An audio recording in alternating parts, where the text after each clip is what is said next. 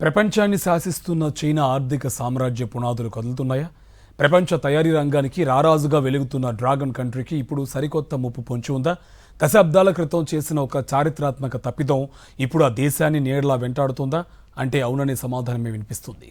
చైనాలో నెలకొన్న సంక్షోభం భారత్ సహా మరికొన్ని దేశాలకు సరికొత్త అవకాశాలను సృష్టిస్తోంది. ఇంతకీ చైనాను వెంటాడుతున్న సంక్షోభం ఏంటి? ఆ సంక్షోభం మనకు వరంలా ఎలా మారుతుంది? ప్రపంచవ్యాప్తంగా అన్ని రకాల వస్తువులను సరఫరా చేస్తూ గ్లోబల్ ఫ్యాక్టరీగా పేరుగాంచిన చైనా ఇప్పుడు ఒక విచిత్రమైన సంక్షోభంలో చిక్కుకుంది. అదే డెమోగ్రాఫిక్ క్రైసిస్, అంటే జనాభా సంక్షోభం. ప్రపంచంలోనే అత్యధిక జనాభా కలిగిన దేశాల్లో రెండో స్థానంలో ఉన్న చైనాకు జనాభా సంక్షోభం ఏంటి అనేగా మీ డౌటు? అక్కడ పరిస్థితి మారుతోంది. దశాబ్దాల పాటు చైనా అమలు చేసిన వన్ చైల్డ్ పాలసీ ఇప్పుడు ఆ దేశం మెడకు ఉచ్చులా మారుతోంది. జననాల రేటు తగ్గుతోంది. ముఖ్యంగా ఈ పాలసీ వల్ల చైనాలో పురుషుల సంఖ్యతో పోలిస్తే మహిళల సంఖ్య దారుణంగా పడిపోయింది. ఈ లింగ వివక్ష కారణంగా దశాబ్దాల పాటు కేవలం మగపిల్లలకే ప్రాధాన్యత ఇవ్వడంతో ఇప్పుడు చైనాలో పెళ్లి చేసుకునే వయసు ఉన్న మహిళల కొరత తీవ్రంగా వేధిస్తోంది. దీనివల్ల జననాల రేటు చారిత్రాత్మక కనిష్టానికి పడిపోయింది.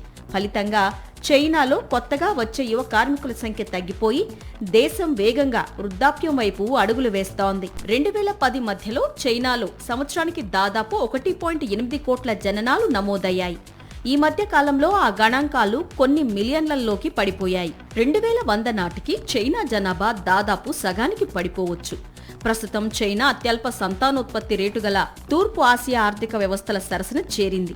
పనిచేసే వయస్సు గల జనాభా అంటే 15 నుండి 64 సంవత్సరాల మధ్య వయసు వారి సంఖ్య తగ్గుతూ వస్తోంది. అదే సమయంలో 65 సంవత్సరాలు అంతకంటే ఎక్కువ వయసున్న వారి వాటా వేగంగా పెరుగుతోంది.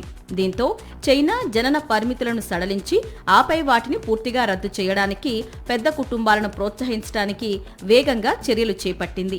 దీనికోసం నగదు బోనస్లు, గృహ, విద్య రాయితీలు, సుదీర్ఘ ప్రసూతి సెలవులు, యువత వివాహం చేసుకుని పిల్లలను కనాలని కోరుతూ ప్రచారాలు కూడా చేపట్టింది. అయితే ఇప్పటికే పరిస్థితి చేయి దాటిపోయిందనే వాదనలు వినిపిస్తున్నాయి. చైనాలో ఉత్పత్తి వ్యయం పెరిగిపోతుండటంతో ప్రపంచ దిగ్గజ కంపెనీలు ఇప్పుడు ప్రత్యామ్నాయాల వైపు చూస్తున్నాయి. శ్రమశక్తి ఎక్కువగా అవసరమయ్యే టెక్స్టైల్స్, ఎలక్ట్రానిక్స్, అసెంబ్లింగ్ వంటి రంగాలు చైనాను వీడుతున్నాయి. ఈ క్రమంలో గ్లోబల్ ఇన్వెస్టర్ల కన్ను భారత్ సహా వియత్నాం, మెక్సికో, ఆఫ్రికా దేశాలపై పడింది. ఆయా కంపెనీలు చైనా +1 వ్యూహాన్ని అమలు చేస్తున్నాయి. అంటే చైనా పైనే కాకుండా ప్రత్యామ్నాయంగా మరో దేశంలో తమ ప్లాంట్లను ఏర్పాటు చేయాలనుకుంటున్నాయి. ఈ రేసులో భారత్, వియత్నాం, మెక్సికో దేశాలు ముందు వరుసలో ఉన్నాయి. ముఖ్యంగా స్మార్ట్ ఫోన్ల తయారీ, ల్యాప్టాప్లు, దుస్తుల పరిశ్రమలకు వేల సంఖ్యలో నైపుణ్యం ఉన్న మహిళా కార్మికులు అవసరం. చైనాలో ఈ మహిళలు దొరకడం లేదు.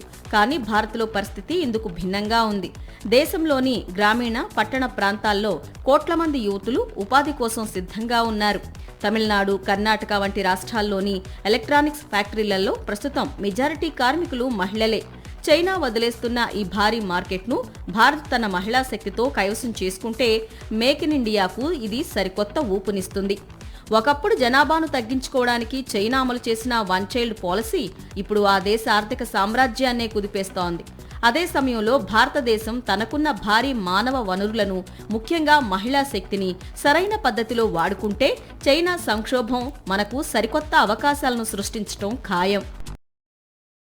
మరిన్ని అప్డేట్స్ కోసం ఛానల్ను సబ్స్క్రైబ్ చేయండి. నోటిఫికేషన్స్ కోసం బెల్ ఐకాన్ పై క్లిక్ చేయండి.